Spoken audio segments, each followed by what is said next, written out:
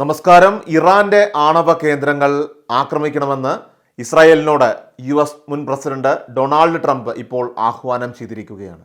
ഇറാനെതിരെ കൂടുതൽ ഉപരോധം വേണമെന്നും അതോടൊപ്പം തന്നെ ഇറാന്റെ ആണവ കേന്ദ്രങ്ങളെ ആക്രമിക്കുകയാണ് ഇപ്പോൾ നിങ്ങൾക്ക് വേണ്ടതെന്നുമാണ് ഇപ്പോൾ മുൻ അമേരിക്കൻ പ്രസിഡന്റും അതോടൊപ്പം തന്നെ റിപ്പബ്ലിക്കൻ സ്ഥാനാർത്ഥിയുമായിട്ട് മത്സരിക്കുന്ന ഡൊണാൾഡ് ട്രംപ് ഇപ്പോൾ പറഞ്ഞിരിക്കുന്നത്. ട്രംപിന്റെ ഈ പ്രസ്താവന ഇപ്പോൾ ലോകരാഷ്ട്രങ്ങൾക്കിടയിൽ തന്നെ വലിയ കോളിളക്കം സൃഷ്ടിച്ചിട്ടുണ്ട്. ഈ സാഹചര്യത്തിൽ ഇറാനിലൂടെയുള്ള വ്യോമപാത ഒഴിവാക്കാനായിട്ട് അമേരിക്ക ഇപ്പോൾ നിർദ്ദേശം നൽകിയിരിക്കുകയാണ്.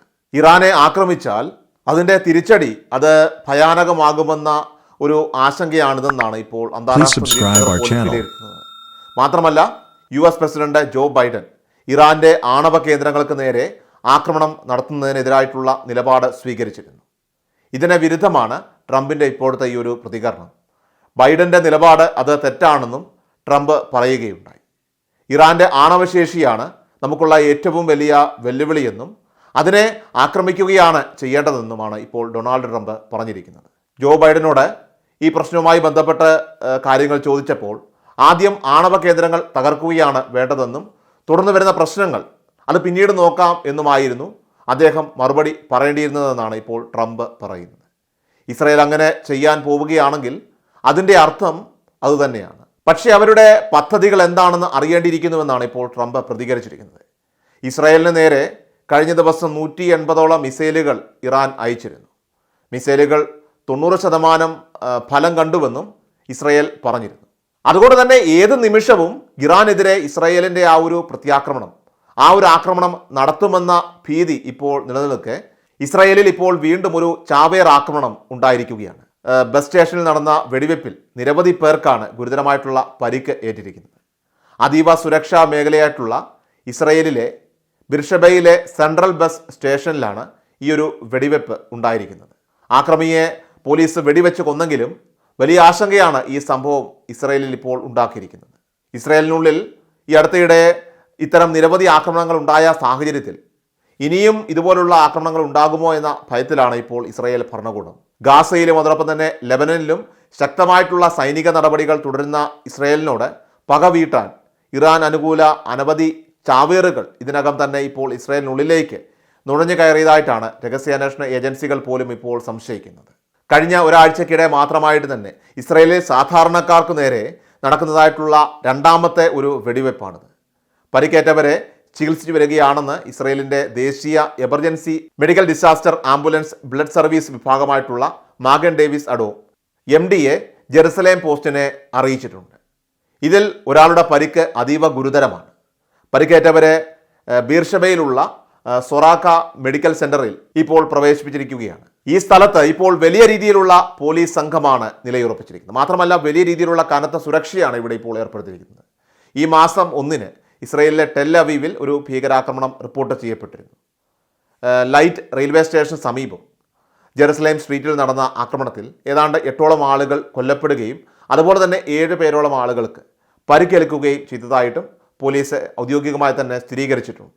ഈ ആക്രമണത്തിൽ കുറഞ്ഞത് 2 തോക്കുധാരികളെങ്കിലും ഉൾപ്പെട്ടിട്ടുള്ളതായിട്ടും 2 അക്രമികൾ കൊല്ലപ്പെട്ടതായിട്ടും ഇസ്രായേലി അധികൃതർ വ്യക്തമാക്കിയിരുന്നു.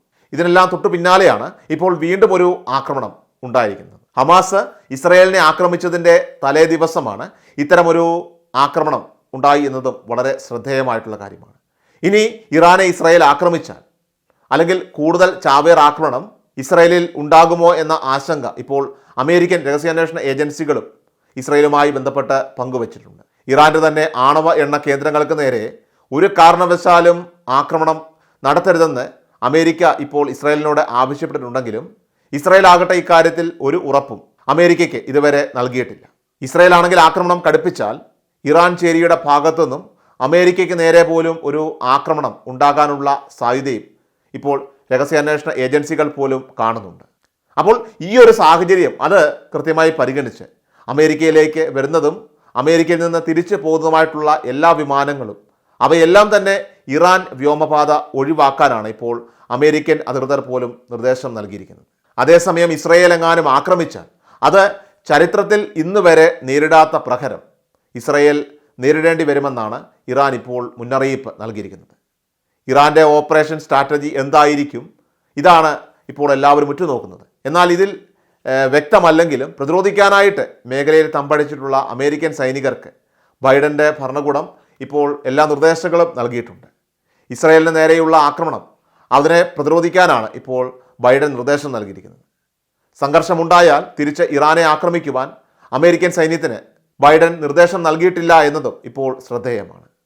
അമേരിക്ക നേരിട്ട് ഇറാനെ ആക്രമിക്കാൻ ഇറങ്ങിയാൽ റഷ്യയും അതോടൊപ്പം തന്നെ ഉത്തര കൊറിയയും ഉൾപ്പെടെ ഇറാനെ സഹായിക്കാൻ നേരിട്ട് രംഗത്തിറങ്ങുമെന്നാണ് ഇപ്പോൾ അമേരിക്ക കരുതുന്നത്. അപ്പോൾ അത്തരമൊരു സാഹചര്യം അത് സൃഷ്ടിച്ചാൽ അത് വലിയ രീതിയിലുള്ള പ്രത്യാഘാതം ഉണ്ടാക്കുമെന്ന് കണ്ടാണ് തൽക്കാലം ഇത്തരമൊരു തീരുമാനം അമേരിക്ക ഇപ്പോൾ എടുത്തിരിക്കുന്നത്. അത് മാത്രമല്ല, നാറ്റോ സഖ്യകക്ഷികളായിട്ടുള്ള ഫ്രാൻസും ബ്രിട്ടനും ജർമ്മനിയും തുർക്കിയും ഇസ്രായേലിൻ്റെ യുദ്ധവരയ്ക്ക് എതിരായിട്ടുള്ള നിലപാട് സ്വീകരിച്ചതും അമേരിക്കയ്ക്ക് ഇപ്പോൾ വലിയ തിരിച്ചടിയാണ് സമ്മാനിച്ചിരിക്കുന്നത്.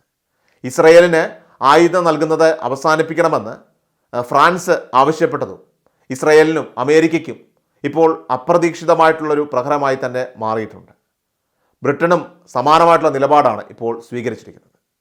മിക്ക യൂറോപ്യൻ രാജ്യങ്ങളും റഷ്യയെ ഇസ്രായേൽ ഇറാൻ യുദ്ധത്തിലേക്ക് വലിച്ചിഴയ്ക്കുന്നതിനെ ഇപ്പോൾ ഭയപ്പെടുന്നുണ്ട്. യുക്രൈനെ മുൻനിർത്തിക്കൊണ്ട് റഷ്യക്കെതിരെ നീങ്ങുന്ന അമേരിക്കൻ ചേരിക്ക് ഇറാനെ മുൻനിർത്തി റഷ്യ എങ്ങാനും കണക്ക് തീർക്കുമെന്ന ഒരു ഭയമാണ് ഇപ്പോൾ ഈ രാജ്യങ്ങൾക്കെല്ലാം തന്നെ ഉള്ളത്.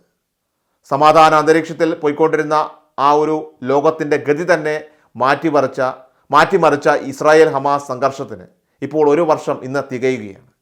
കഴിഞ്ഞ വർഷം ഒക്ടോബർ 7-നായിരുന്നു ഇസ്രായേലിനെ നടുക്കിയ ഹമാസിൻ്റെ ആ ഒരു മിന്നൽ ആക്രമണം തുടങ്ങുന്നത് തന്നെ. ഇപ്പോൾ നീണ്ടുകൊണ്ടിരിക്കുന്ന ഈ ഒരു സംഘർഷം, ഈ യുദ്ധഭീതി ഇപ്പോൾ പശ്ചിമേഷ്യയുടെ കൂടുതൽ മേഖലകളിലേക്ക് പടരുകയാണ്. പശ്ചിമേഷ്യയെ ഇപ്പോൾ കലുഷിതമാക്കിയിരിക്കുകയാണ്. ഇത് ഗൾഫ് രാജ്യങ്ങളെ പോലും വലിയ പ്രതിസന്ധിയിൽ ഇപ്പോൾ ആക്കിയിരിക്കുകയാണ്. ലെബനനും ഗാസ പോലെ മറ്റൊരു യുദ്ധഭൂമിയായിട്ട് മാറുന്നതാണ് ലോകം ഇപ്പോൾ സാക്ഷ്യം വഹിക്കുന്നത്. യമനിലും സിറിയയിലും ആക്രമണങ്ങൾ നടക്കുന്നുണ്ട്. അതോടൊപ്പം തന്നെ ഇറാൻ നേരിട്ട് 2 വട്ടം ഇസ്രായേലിനെ ഇപ്പോൾ ആക്രമിച്ചു കഴിഞ്ഞു. ലോക സമാധാനത്തിന് ഇടപെടേണ്ട ഐക്യരാഷ്ട്രസഭ ഇപ്പോൾ വെറുമൊരു കാഴ്ചക്കാരായി തന്നെ ചുരുങ്ങിപ്പോയ ഒരു വർഷം ഇപ്പോൾ കടന്നു പോവുകയാണ്. അതേസമയം UN-ൻ്റെ സമാധാന ആഹ്വാനം ഇരുപക്ഷവും ഇറാനും ഇസ്രായേലും ഒക്കെ തന്നെ തള്ളിയിരിക്കുകയാണ്. UN തലവൻ ആന്റണിയോ ഗുട്ടറസിന് ഇസ്രായേൽ ഇപ്പോൾ പ്രവേശന വിലക്ക് പോലും പ്രഖ്യാപിച്ചു കഴിഞ്ഞു. എല്ലാ ദിവസവും വാർത്തകൾക്കും യൂട്യൂബ് ചാനൽ സബ്സ്ക്രൈബ് ചെയ്യുക, ഫേസ്ബുക്ക് പേജ് ഫോളോ ചെയ്യുക. വാർത്തകളുടെ നോട്ടിഫിക്കേഷനായി ബെൽ ഐക്കൺ എനേബിൾ ചെയ്യുക.